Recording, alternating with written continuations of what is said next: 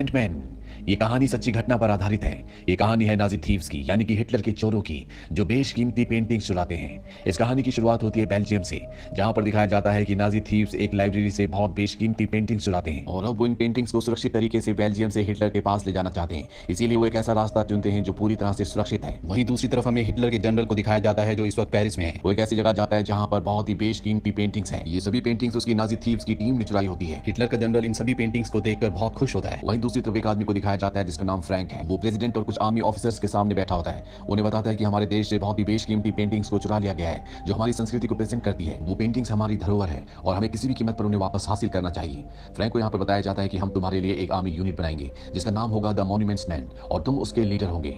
ये वक्त होता है सन 1943 का, जब वर्ल्ड वॉर पूरी तरह से खत्म नहीं हुआ था और फ्रैंक के लिए एक टीम बनाई जाती है जिसमें 6 और लोग होते हैं और ये सब के सब वही लोग हैं जो वर्ल्ड वॉर 2 में कभी न कभी हिस्सा ले चुके हैं। इन 6 लोगों में एक खास बात और होती है कि ये सब के सब पेंट की दुनिया से जुड़े हुए थे, यानी कि इनमें से कोई पेंटर था, कोई बहुत अच्छे स्केचेस बनाता था, कोई स्कल्पचर बनाता था और इस टीम को इसलिए चुना गया था ताकि जब इन्हें पेंटिंग्स मिले तो ये पहचान सके कि वो पेंटिंग्स असली है कि नहीं। अब इस सब के सब फ्रांस के पेरिस शहर पहुंच जाते हैं, जहां पे आर्मी जनरल से मिलते हैं। ये आर्मी जनरल से कहते हैं कि हमें यहाँ पर कुछ आर्मी ऑफिसर्स चाहिए ताकि हम आर्ट वर्क को बता सके। तो आर्मी जनरल इनकी मदद करने से मना कर देता है। वो कहता है कि इस वक्त फ्रांस के ऊपर बहुत मुश्किल समय है और मैं तुम्हारी मदद नहीं कर सकता, मुझे मेरी सेना की जरूरत है। अब ये पूरी की पूरी टीम ये फैसला करती है कि फ्रांस के उस हिस्से पर ध्यान रखेगी जहां से पेंटिंग्स को, मॉन्यूमेंट्स को चुराया जा सकता है। दरअसल हिटलर ने फ्रांस के 45% एरिया पर अपना कब्जा कर लिया था और अब जबकि उसकी सेना कमजोर हो चुकी है, इसीलिए वो यहाँ से हर एक कीमती चीज को चुराकर जर्मनी भेजना चाहता है। वहीं फ्रांस के उस हिस्से को दिखाया जाता है जहां पर हिटलर का कब्जा है। यहाँ पर एक बहुत ही बड़ा, बहुत पुराना म्यूजियम है जहां पर क्लेयर नाम की एक लड़की काम करती है। रात को जब वो अपने घर पर होती है तो उसके यहाँ पर एक जर्मन ऑफिसर आता है जिसके अंडर इसे मजबूरी में काम करना पड़ता है। वो इस लड़की को बताता है कि तुम्हारा भाई अलायंस की फौजों के साथ मिला हुआ था, इसीलिए उसे सुबह मार दिया गया।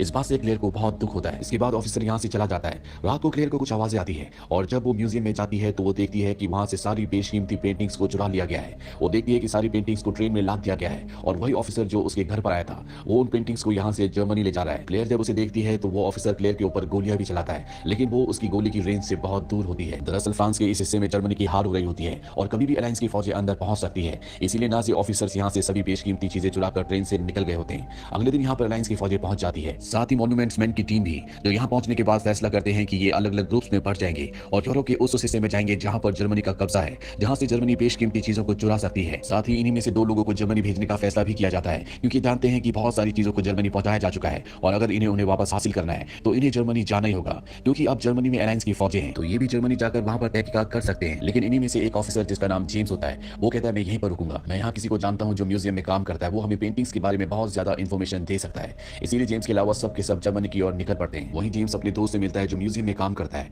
वो उसे क्लेयर के बारे में बताता है। वो कहता है कि क्लेयर तुम्हें बहुत सारी इन्फॉर्मेशन दे सकती है। जेम्स क्लेयर से मिलने जाता है जो अब जेल में होती है। दरअसल नाजी थीव्स जो पेंटिंग चुरा कर ले गए थे, ऑफिसर्स को ये लगता है कि क्लेयर ने उनका साथ दिया था क्योंकि वो भी उसी म्यूजियम में काम करती थी, लेकिन जेम्स उसे पहले से जानता है क्योंकि पहले वो भी एक आर्मी सोल्जर थी। जेम्स के कहने पर क्लेयर को छोड़ दिया जाता है। वही मॉन्यूमेंट्स मैन की टीम में से एक ऑफिसर कर्नल के पास जाता है और वो कहता है कि मैं ब्रूस जाना चाहता हूँ क्योंकि वहां पर एक बहुत ही बेशकीमती स्कल्पचर है जिसका नाम है मडोना एंड चाइल्ड। मैं उसे किसी भी कीमत पर बचाना चाहता हूँ क्योंकि जर्मन उसे अपने साथ ले जाएंगे। ये वो शहर होता है जहां पर जर्मन का कब्जा था, क्योंकि अब जर्मन की यहाँ पर भी हार हो चुकी है, इसीलिए सब के सब अपने घर वापस लौट रहे हैं। कर्नल कहते हैं कि मैं तुम्हें इजाजत नहीं दे सकता क्योंकि अगर मैंने तुम्हें वहां पर सोल्जर्स के साथ भेजा तो उन्हें लगेगा कि हम उन पर हमला करने के लिए आए हैं, जिससे दोनों तरफ गोलीबारियां चलेंगी और मैं नहीं चाहता कि इसमें आम लोगों की जान जाए। कल सुबह तक जर्मन वहां से चले जाएंगे, तब तुम वहां पर जा सकते हो। लेकिन ये ऑफिसर किसी भी कीमत पर मडोना एंड चाइल्ड के स्कल्पचर को बचाना चाहता है, इसीलिए रात को ये अकेला ही उस शहर में चला जाता है जहां पर वो चर्च है जिसके अंदर मडोना एंड चाइल्ड का स्कल्पचर है। चर्च के अंदर पहुंचने के बाद वो फादर से कहता है कि यहाँ पर नाजी थीव्स आने वाले हैं जो मडोना के स्कल्पचर को यहाँ से अपने साथ ले जाएंगे, हमें यहाँ से इसे कहीं और शिफ्ट करना होगा। पर इससे पहले कि ये ऐसा कर पाते यहाँ पर नाजी थीव्स आ जाते हैं। वो मडोना की मूर्ति को अपने साथ ले जाते हैं। साथ ही वो यहाँ पर मॉन्यूमेंट्स मैन में से एक ऑफिसर को गोली मार देते हैं जो यहाँ पर मॉन्यूमेंट को, यानी कि मडोना एंड चाइल्ड की मूर्ति को बचाने के लिए आया था। वहीं हिटलर अलायंसेस के ऑफिसर्स को एक मैसेज पहुंचाता है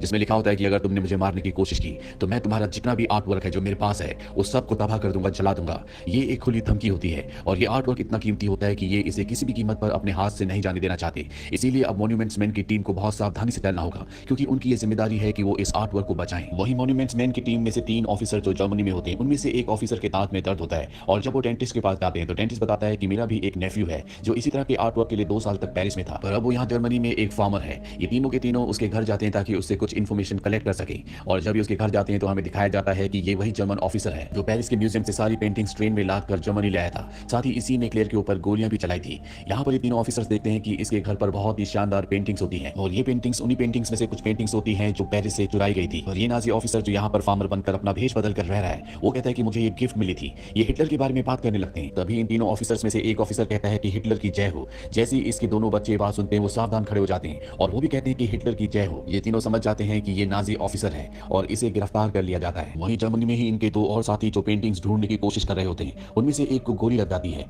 यहाँ जर्मनी में उनकी कोई मदद नहीं करता, इसीलिए उसकी मृत्यु हो जाती है। ये अपने दो साथियों को खो चुके हैं और अब ये किसी भी तरह से उन सभी पेंटिंग्स को जर्मनी में ढूंढना चाहते हैं। तो ये पहले इन सभी जगहों को चेक कर चुके होते हैं जहां पर इन्हें पेंटिंग्स मिल सकती थी, पर इनके हाथ कामयाबी नहीं लगी। यहाँ इनके पास एक नक्शा भी होता है जो इन्हें उस जर्मन ऑफिसर के घर से मिला था जिसने पहले से पेंटिंग चुराई थी और जर्मनी में एक फार्मर बनकर रह रहा था। उस नक्शे पर कुछ जगहों को मार्क किया होता है। इनके साथ एक लड़का होता है जो जर्मनी और इंग्लिश दोनों भाषाएं अच्छी तरह से जानता है और वो इन्हें बताता है कि जिन जगहों को मार्क किया गया है ये किसी शहर के नाम नहीं है, बल्कि इनमें से एक सॉल्ट माइन है, एक पोटेशियम माइन है और एक माइन कॉपर की है। इन्हें शक होता है कि हो ना हो सारी पेंटिंग्स कॉपर माइन नहीं है, इसीलिए सबके सब कॉपर माइन की तरफ चल पड़ते हैं जो पूरी तरह से खाली होती है। ये वहां पर एक दीवार को ब्लास्ट करते हैं और जब ये दीवार की दूसरी तरफ जाते हैं तो देखते हैं कि वहां पर हजारों की तादाद में वो बेशकीमती पेंटिंग्स हैं जिन्हें यूरोप से चुराया गया था। यहाँ पर और भी बहुत सारे सोल्जर्स आकर इन सभी पेंटिंग्स को अपने कब्जे में ले लेते हैं। ये खबर पूरी दुनिया में फैल जाती है कि किस तरह से मॉन्यूमेंट्स मैन ने उन बेशकीमती पेंटिंग्स को ढूंढ लिया है जिन्हें हिटलर के थीव्स ने यूरोप से चुराया था। इसके बाद ये सॉल्ट माइन में जाते हैं और जब ये वहां का दरवाजा खोलते हैं तो अंदर जाने के बाद ये हैरान हो जाते हैं क्योंकि वहां पर पेंटिंग्स नहीं बल्कि खजाना होता है जो कई 100 टन का है। यानी कि इन्होंने हिटलर के लगभग पूरे खजाने को ढूंढ लिया और ये अभी भी बाकी पेंटिंग्स को ढूंढना चाहते हैं। ये एक दूसरी माइन में जाते हैं जहां पर इन्हें सिर्फ और सिर्फ राख मिलती है। दरअसल हिटलर के नाजी थीव्स ने इन सभी पेंटिंग्स को जला दिया था क्योंकि उनके ऊपर इल्जाम होता है कि उन्होंने यूरोप से पेंटिंग चुराई है और वो अपने खिलाफ कोई भी सबूत नहीं छोड़ना चाहते थे। और मॉन्यूमेंट्स मैन जानते हैं कि अभी भी बहुत सारी पेंटिंग्स हैं जो इन्हें वापस हासिल करनी है, जो इन्हें ढूंढनी है।